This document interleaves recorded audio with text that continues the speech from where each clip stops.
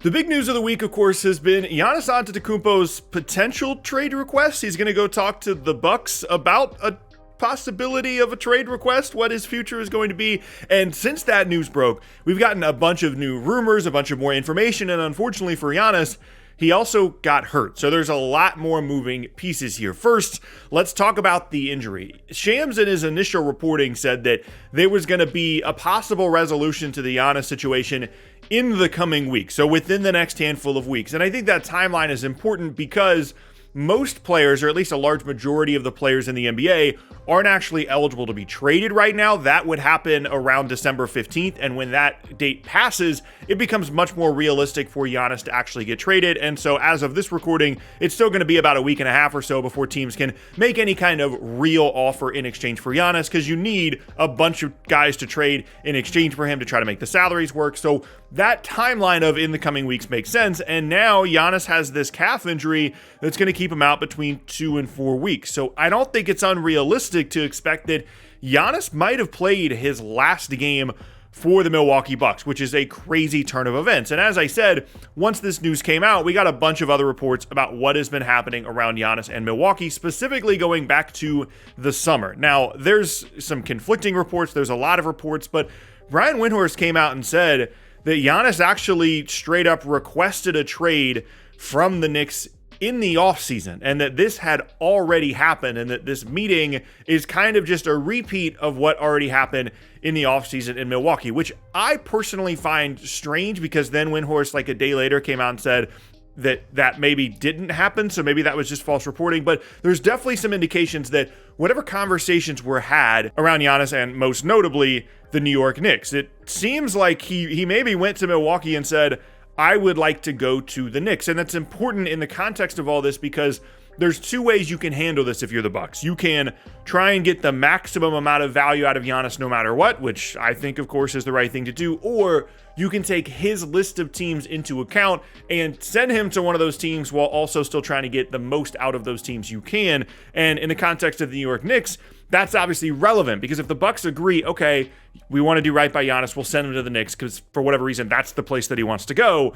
That really limits your options in terms of what you can get in exchange, because the Knicks don't have a ton of draft picks. They could theoretically get some by rerouting Mikal Bridges, maybe Josh Hart, maybe Mitchell Robinson elsewhere. And the concept of Giannis going and playing alongside Jalen Brunson and maybe Karl Anthony Towns with the Knicks is interesting and it's exciting, but it seems unrealistic to me unless Giannis says that's the only place that he wants to go to. And as I mentioned in the first video I made about this, that doesn't necessarily equate to a move that would happen super soon then, because the Bucks are under no obligation to trade Giannis now because he's under contract for next season as well. So the timeline of all this doesn't really give Giannis the kind of leverage that we've seen from some stars in the past. Now, beyond the Windhorst thing, we also got some reporting from Jake Fisher saying that, according to his reports and his sources, Giannis told at least one teammate on the Milwaukee Bucks that he felt like the trade to the Knicks was soon and close to being finalized, which again I find very interesting, because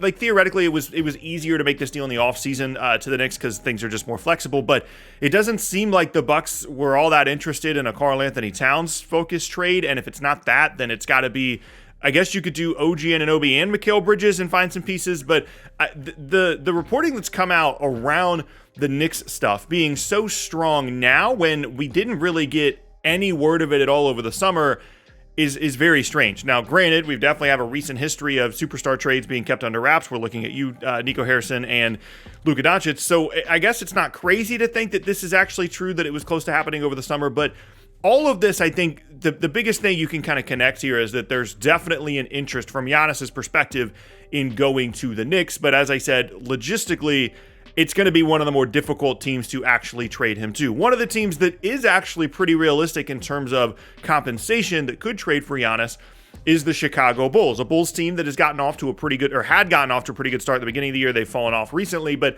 have been mentioned as possible trade partners for a variety of guys, most notably Anthony Davis, because there's like a local connection there with him in Chicago. And now people also mentioning the concept of Giannis going to Chicago because they've got some interesting young pieces and that maybe would help set him up moving forward to win better than a place like Milwaukee. But again, we're going to some of these reports. The Bulls reportedly, I don't know how much stock I put in this, but reportedly were approached by Giannis and his camp about, hey, what would you think about trading for Giannis? And the Bulls said no, and that they weren't interested. Now, granted, these are just rumors, these are just reports.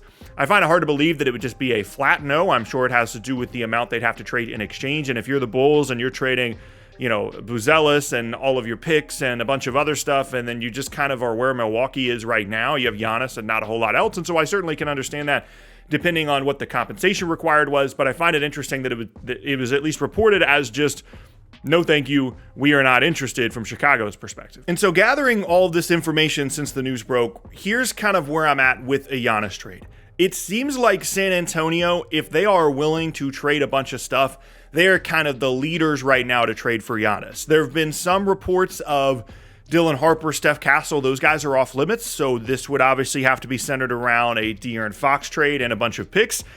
I think that's semi-realistic if you're San Antonio, depending on what you think you can get out of De'Aaron Fox, or obviously if Milwaukee wants De'Aaron Fox. There's a trade structure there that would work just because of the overwhelming amount of draft picks that the Spurs do actually have. I'd say kind of in that tier as well, the Knicks certainly are looming if they can figure out some kind of way to get proper compensation sent back to Milwaukee, but that seems like a longer term thing. Like middle of the year, it seems like San Antonio is relatively likely amongst all these teams to actually trade for Giannis. The Knicks, I feel like that would have to wait for the offseason to kind of clear some things up with them flexibility-wise.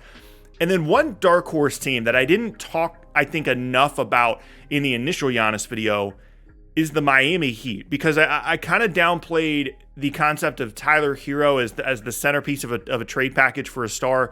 We've gone down that road a couple of times, and it just seems pretty clear teams are not particularly interested in Tyler Hero as like the centerpiece of even going back to like a James Harden to Damian Lillard trade, much less, the level of a Giannis trade. However, there are some ways in which the Heat could actually provide a good amount of compensation, whether it be draft pick wise with what they actually already own, or maybe they can send Hero elsewhere, get a pick. A couple of other guys on the roster they could send elsewhere, get a pick. And also, Khalil Ware at the center of this, I think, is something that Miami would be willing to do, and the Bucks could look at him as this potential, maybe even like future all-star caliber guy, and maybe you could start to get somewhere with Miami. That would obviously be a very weird team construction if you end up sending out Hero and some other pieces, and then it's Giannis and Bam in the front court, which sounds awesome on defense. I'm not sure how that works on offense, and they've been making it work in the beginning of the year without Tyler Hero anyway, from a guard and a scoring perspective, but obviously integrating Giannis into all that would be interesting. But I do think they need to be mentioned more than maybe I mentioned in the initial Giannis video. And then the last point that I would make is, I think it's going to be very interesting to see how much value is placed on Giannis on the open market. He is an unbelievably valuable player. You don't need me to tell you that. However, I think you could probably find some front offices around the league that are a little bit concerned about trading as much as you would expect to have to trade in exchange for Giannis, for a couple of reasons. One, he is getting older. He's in his very early 30s, but still, once you kind of hit that number, teams start to get a little bit nervous.